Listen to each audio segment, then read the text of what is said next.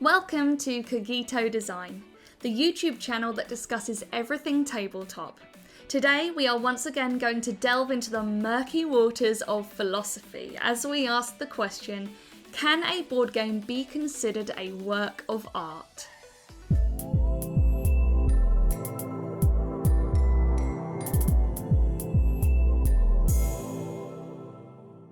First, I should say that I'm not talking about whether board games contain art. Many, of course, contain much of it, some utterly beautiful. I'm also not interested in art about board games, of which there has also been a great history. No, this video series is asking the question of whether board games are themselves art. Now, the initial response to this question for many would be a resounding yes. After a quick Google search, we can see that art is just the expression or application of human creative skill and imagination. And as such, board games clearly deserve their place in this panoply. It is tempting to leave the discussion there. I am a board game designer after all, and so there you are. I am an artiste. But then again, does this really do as a definition? If art is just the production of human skill and imagination, then most things humans do become art. Sure, art is this, but then it is also this, and it isn't obvious in that definition why one is better than the other. Nearly all human activity requires some level of skill and imagination, but we do mean something a little bit more specific when we talk of art. It takes skill and imagination to find a new route to drive to work, but it seems a stretch to call the journey art. In addition to this, does art have to be human-made?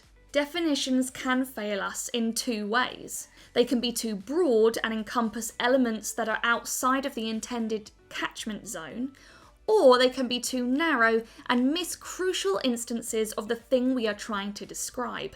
Google, it seems, fails us in both ways. If I were to describe something as a work of art, don't I mean a little more than this broad statement? Art certainly does come in many different forms. There are classic paintings, sculptures, but also music and cinema. There is the disruptive art, the political. Some say this is art, and others of course say this is. Are they all? If so, what is it that these things share in common? Before we answer the question of whether board games are art, we must first learn what art actually is.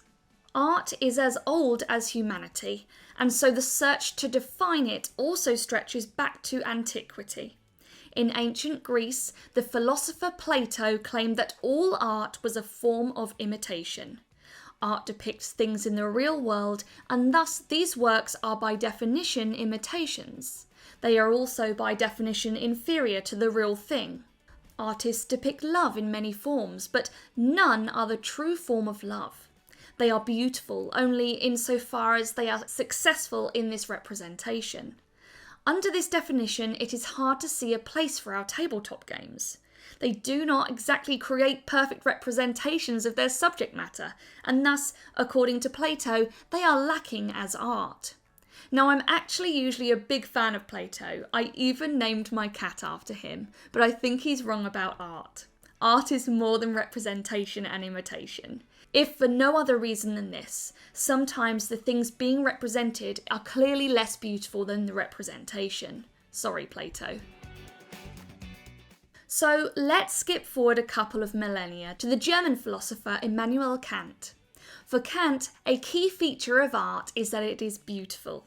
Another interesting element of Kant's definition is that the key to understanding what art is lies in recognizing its purpose, or more specifically, its lack of purpose. For Kant, a defining feature of art is that it has no purpose other than to exist.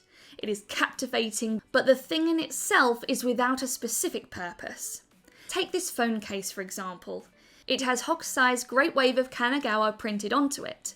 The phone case is for many now a work of art, but if we look closer, it is the image that is the art, not the case. If we use the case every day and begin to see it only as a thing that protects our phone, then it loses its identity as art. The thing that makes it art is not its purpose, it is the way it makes us feel when we look at the wave. The painting is not the canvas, it is the beauty it contains. Here again, Kant seems determined to leave board games out of the realm of art. For Kant, the contents of the board game, say the images on the cards and the box, these may be art, but the game has a practical purpose. It is therefore fundamentally not art. And this is one of many reasons why I have not named my other cat Kant. Although, to be fair, that is mostly because I'm concerned if I did, my neighbours would misconstrue my intentions when loudly calling him in for dinner.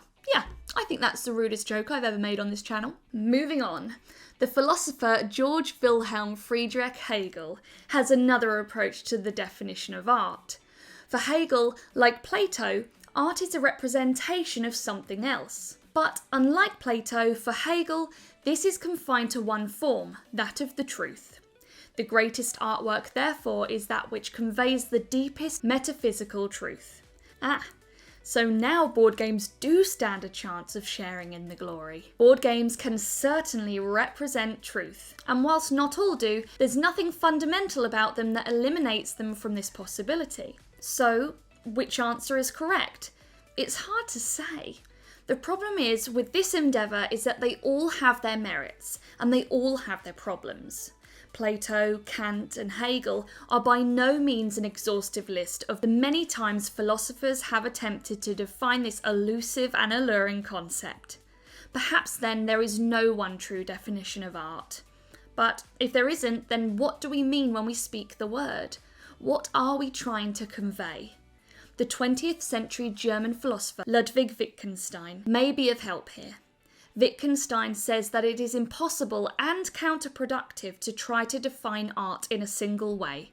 The concept of art is too flexible, too ethereal to be contained in something so prosaic as a definition. Wittgenstein argued that many terms like art are like this. Appropriately, Wittgenstein used the example of trying to define the word game. Any definition is either too broad to be useful or too narrow to allow for the scope of the thing being defined. Games can be on a field or a tabletop, they can be competitive or cooperative, they can be played alone or with thousands of others. Finding a definition for a game is like finding a definition for art, a fool's errand, for no such entity truly exists. Instead, what we have is an increasingly complex web of similarities and relationships intertwined with each other. For Wittgenstein, we should imagine the definition of art as a great thick rope, where each of the definitions and examples are a single strand of thread that twists together and crisscross to make something solid and singular, something we can recognise and say, this is art. For Wittgenstein, art is an expression of skill and imagination. And it is also imitation. It's connected to beauty and to emotional impact. Art is something which communicates ideas and philosophies, as Hegel said, but it is also the thing in itself when all purposes are removed, as Kant observed. All these definitions are correct and all are incomplete alone. The question then is this: are tabletop games one of the strands of thread that make up the great rope of art? Well, tabletop games are complex entities that combine many artistic elements together to create something new, something greater than the sum of its parts. There is artwork for sure, sometimes incredible artwork, but there are also sometimes sculptures, sometimes there is literature or even film. But the board game itself is no single one of these things. It is the totality of these combined with the mechanisms of gameplay. The art of a board game is in each of the million individual experiences it can create in tabletop across the globe. So, are board games art? Not only can we say they are, but it could be said that board games are not just art. They are perhaps the closest thing we have to the pure Wittgensteinian concept of art as a complex network of ideas and interconnecting thoughts. Whew. So what do you think? Thank you so much for watching. If you found this video useful, then please like and subscribe to show your support. And as always, thank you so much to our loyal patrons for helping us keep this channel alive. See you next time. Bye.